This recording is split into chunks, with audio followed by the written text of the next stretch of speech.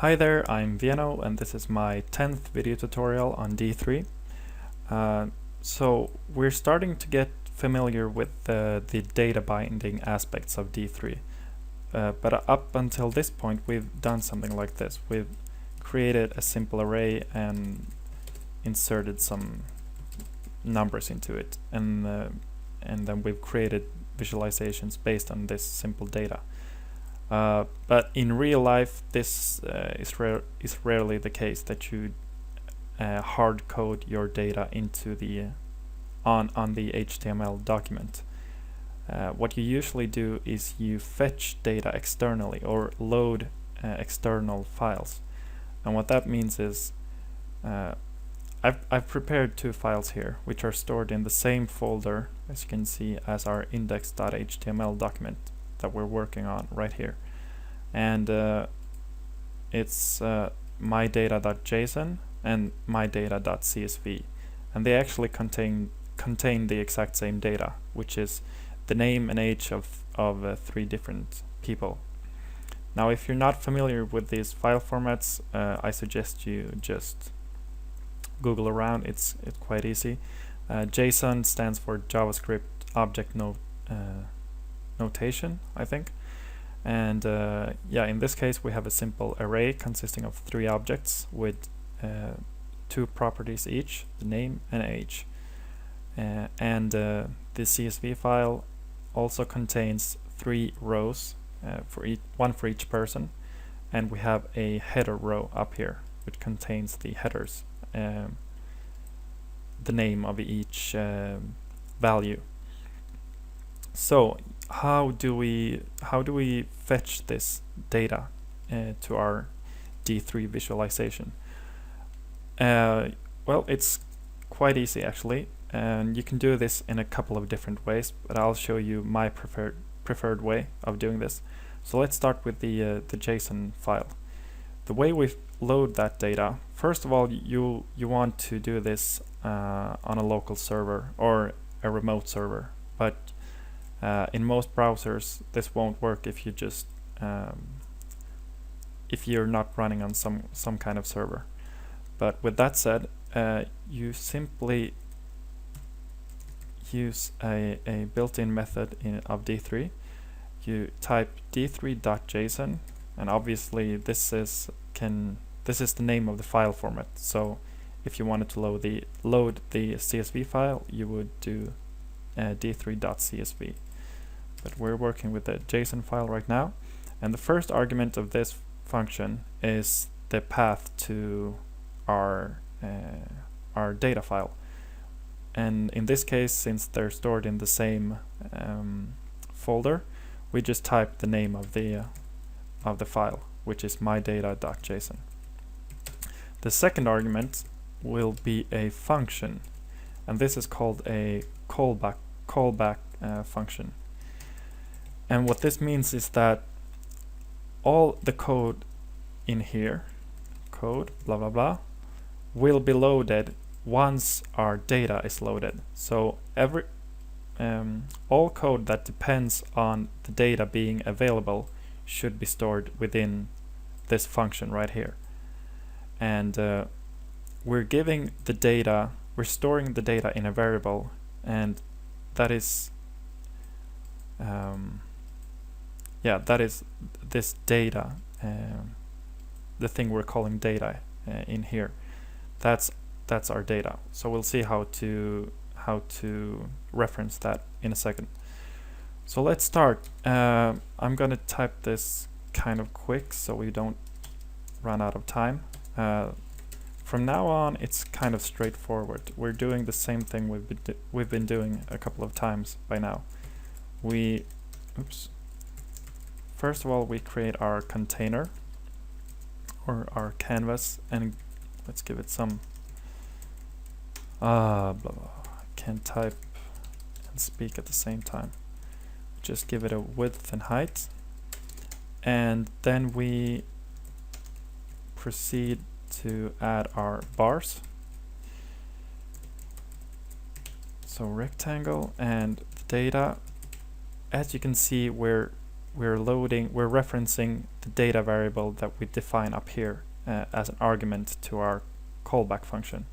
So we can call this whatever. I call this data, and then I just type name of the variable here. So this is where we specify where our data is coming from. And this in turn references the data stored in our file, which we specify in our first argument here. So the next thing is use the enter method, and we want to append a rectangle for each data element, and then we want to give it some properties. Width and height, we can let the height be 50, and Y position will also be a function. And let's give it a fill of, say, blue. Now let's fill these out. The width will be a function. And just as before, we can just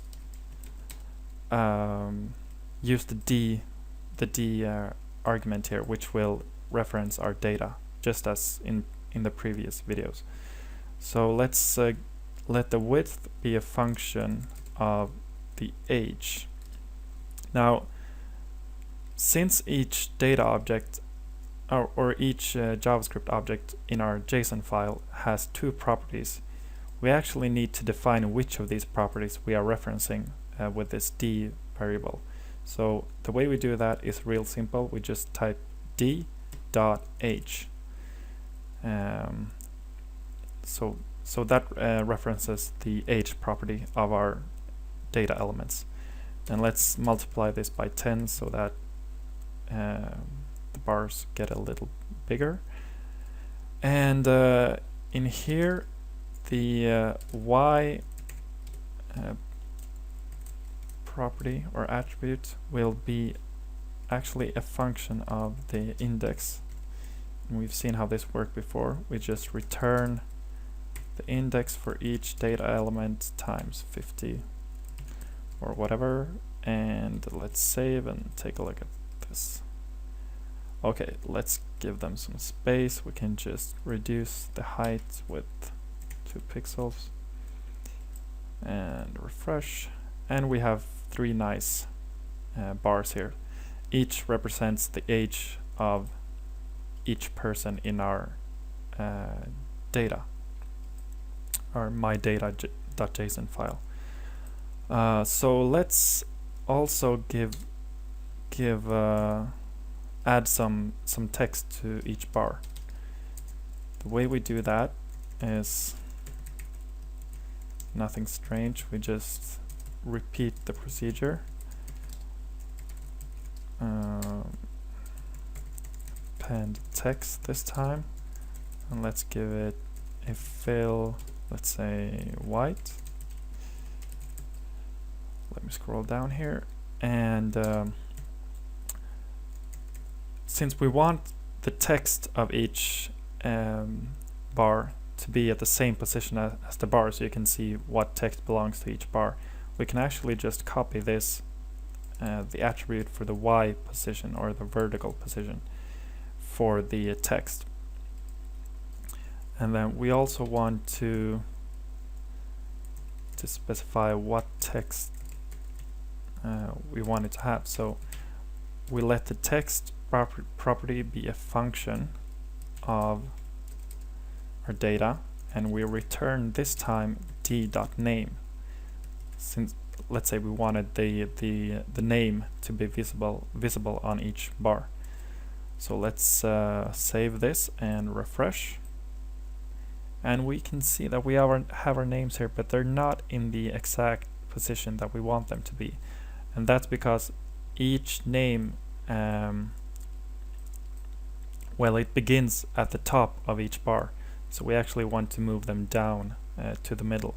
And we know that each bar is 48 pixels in height, so we can just move them down, let's say 24 pixels. So let's save this and refresh. Nope. Oh, that was the wrong property. It's right here actually. 24, save and refresh, and we get some nice labels attached to each bar. So yeah, I think I'll stop there.